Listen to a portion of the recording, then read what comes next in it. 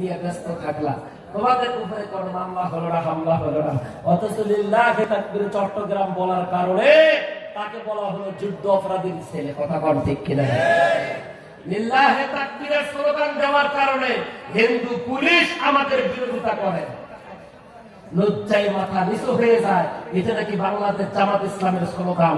সত্যি যদি জামাত ইসলামের স্লোগান হয়ে থাকে তাহলে সারা বাংলাদেশের সকল দলের ভিতরে চরিত্রবান, ভালো, নিষ্কুলুষ, পরিষ্কার, লিটার ক্লিয়ার যদি কোন দল বাংলাদেশে থাকে সেটাই হলো বাংলাদেশ জামাত ইসলাম।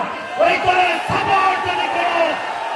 সাপোর্ট যদি কোনো দল থেকে থাকে ছাত্র দল, সেটাই হলো বাংলাদেশ নিষ্পাপ, লিটার ক্লিয়ার, নিষ্পাপ দল হচ্ছে ছাত্র শিবির। কথা বলেন, যাদের কোন দলের ভিতরে একটা ছাত্র মেয়েদের রিলেশন নাই, ওরা মামলার কান্ডার কারণে কোনদিন জেল খাটে না। ইতিহাস বাংলাদেশের 52 বছর। কথা কোন ঠিক কিনা?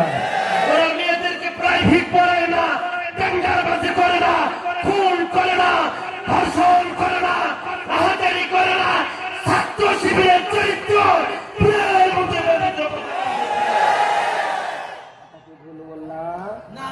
কথা কি ভুল বলেছি? কথা কি আমি খারাপ বলেছি? বেশি অতিরিক্ত কষ্ট দিয়েছি? প্রিয় মিডিয়া ভাইরা, অনেক বক্তারা আছে, এদিকে তাকাও মিডিয়া ভাইরা, অনেক বক্তারা আছে আপনাদেরকে রেকর্ড করতে দেয় না। আমার আলোচনা আমি বলি মিডিয়া আমার দুলো ভাই, কিন্তু শক্ত কথাগুলো তোমরা ছাড়ো না, বড় কষ্ট লাগে আমাদেরকে। কথা বল না কেন? জেল জরিমানা আমি আমার হবে, তোমাদের সমস্যা কি? কথা বল না কেন? ইউসুফ আলাইহিস সালাম যদি জেল খেল থাকে 12 বছর, মামুনুল হককে 12 বছর জেল কাটতে হবে, এটা তার জন্য সুন্নাত। কথা বলেন না কেন? নিয়ালি কেন্দ্রিক যদি মুসা আলাইহিস সালামের উপরে তহমত দিয়ে থাকে তাহলে মামুনুল হকের উপর তহমত দিয়েছে। আমির হামদের সন্তানগুলো আজকে বাবা বেঁচে থাকার পরে এতিমের মতো যারা করেছে, অবশ্যই তাদের বিচার হবে একদিন। কথা বলেন ঠিক না? আমরা করি না, আমরা কখনো এলে চিন্তাধারা করি না, আমরা পরিবার থেকে বিদায় নিয়ে মাঠে নামি। কথা কোন ঠিক কিনা? সামনের দিন বিজয়ের দিন, সামনের দিন ইসলামের দিন, সামনের দিন কোরআনের দিন ইনশাআল্লাহ। কথা বলেন ইনশাআল্লাহ, কথা বলেন ইনশাআল্লাহ। আল্লাহ কবুল করুক, বলেন আমিন। আমার ভাইয়ের, আমার বন্ধুগণ, মূল আলোচনায় ঢুকে যায়। আল্লাহ রাব্বুল আলামিন বলবেন, অমতাজুল ইয়াওমা আইয়ুহাল মুজরিমুন, পৃথক হয়ে যা। আজকে পৃথক হয়ে যা কারা দুনিয়াতে যারা ডিস্টার্ব করেছে কোরআনের কর্মীদেরকে, ইসলামী আন্দোলনের কর্মীদেরকে, কোরআনের পাখিদেরকে, তোমরা যারা কষ্ট দিয়ে জুলুম করে, তাদের উপরে নির্যাতন করে, যারা দুনিয়াতে তোমরা তাদেরকে অপদস্থ লাঞ্ছিত করে, যারা তোমরা আবদ্ধ করে রেখেছে, আজকে পৃথক হয়ে যা, পৃথক হয়ে যা। পৃথক হওয়ার কথা বলার সঙ্গে সঙ্গে এই পাশ সাথে কথা বলবে তারা, আগে বলবে বাম দিকে যাস কেন, ডান দিকে যা, ওই দিকে তো জান্নাতের নাম হচ্ছে, ওই দিকে যা। সঙ্গে সঙ্গে পা বলবে না না, তোমাকে হায়াত দেওয়া হয়েছিল 70 বছর 6,13,232 ঘন্টা সময়।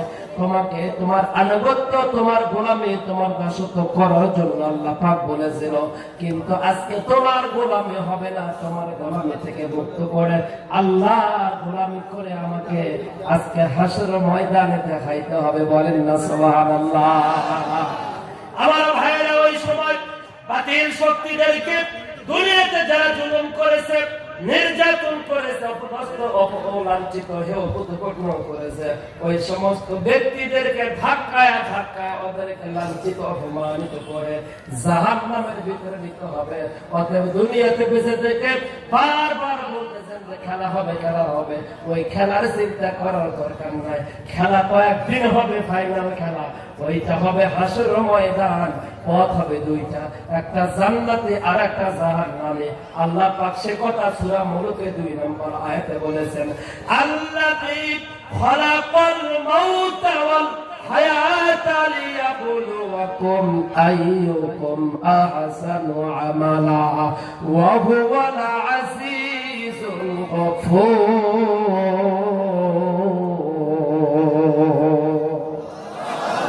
হায়াত দিয়েছিলাম 50 বছর, হায়াত দিয়েছিলাম 55 বছর, 60 বছর, 70 বছর। কি করেছিলেন কাদের সাহেব? কি করেছিলেন ডক্টর মাসুদ সাহেব? কি করেছিলেন মির্জা ফখরুল সাহেব? কি করেছিলেন প্রেসিডেন্ট, মন্ত্রী, এমপি, চেয়ারম্যান, মেম্বার? কি করেছিলেন দুনিয়াতে? হিসাব দিয়ে যাও। ইজা যা আদলুহু ইস্তাখিরুনা সাআতা ওয়ালা ইস্তাকদিমুন। আগাইতেও পারবেন না, পিছাইতেও পারবেন না। হিসাব দিতে হবে। দুনিয়াতে শুধু খেলা হবে বলে লাভ নাই। আসল খেলা হাসরে, কথা কোন ঠিক কিনা? আসল খেলা কোথায়? বলেন কোথায়? ওই দিন আপনার মা, আমার মা, ওই দিন আপনার নেত্রী, আমার নেতা সবাই উলঙ্গ হয়ে দাঁড়াবে। ওই দিন কোনো সাক্ষী দাতা নাই, ওই দিন পক্ষপাতিত্ব নাই, ওই দিন উকিল নাই, ওই দিন কোন প্রকার আপনার পক্ষে কথা বলার কারো ক্ষমতা থাকবে না। তবে হ্যাঁ, কথা বলার মতো ক্ষমতা থাকবে একমাত্র আল্লাহর কোরআন। কার? বলেন কার? এই কোরআনের আন্দোলন করতে গিয়ে যারা জেল খাটতেছে তাদের বিপক্ষে কোরআন দাঁড়াবে, তাই না? তাদের বিপক্ষে দাঁড়াবে। যারা মামলা খাচ্ছে, হামলা খাচ্ছে, তাদের বিপক্ষে না। কোরআন বলেছে ওয়ালা আল-কুরআনু শাফি মাশাফু মা ইউসাদ্দাকু মান জাআলাহু আমামাহু ওয়াত্তাকু ইলাল জান্নাহ। রাওয়াহু তিরমিজি শরীফের হাদিস। আল্লাহ রাসূলের জামাতা হযরত আলী বলেন, আমি কোরআন, আমার পক্ষে যারা কথা বলবে, আমাকে নিয়ে যারা রিসার্চ করবে, গবেষণা করবে, ইসলামী আন্দোলন করবে, আমি কোরআন ওরা কবরে থেকে বাঁচাবো, হাসরে বাঁচাবো, মিজানে বাঁচাবো, ফুলসিরাতে বাঁচাবো। জান্নাতে ঢুকায়া না দেওয়া পর্যন্ত ওদের কিছু পাবো না। তাদের বিরুদ্ধে কথা বলবো। জ্ঞান, বিবেক, বুদ্ধি, প্রজ্ঞা থাকার পরেও আমি কোরআনকে তুচ্ছ তাচ্ছিল্য মনে করে দুনিয়াতে অভয়েড করে চলেছে, দুনিয়াতে আমাকে অভারটিক করে চলেছে, বুড়াঙ্গুল যারা দেখিয়েছে, আমি কোরআন হাসরের ময়দানে তাদের বিপক্ষে দাঁড়াবো। যতক্ষণ জাহান্নামে না যাবে ততক্ষণ পর্যন্ত আমি কোরআন তাদের পা কিছু ছাড়বো না। আমি তাদের বিপক্ষে দাঁড়াবো। নাউজুবিল্লাহ। সম্মানিত ভাইরা, কষ্ট হয়? খারাপ লাগে?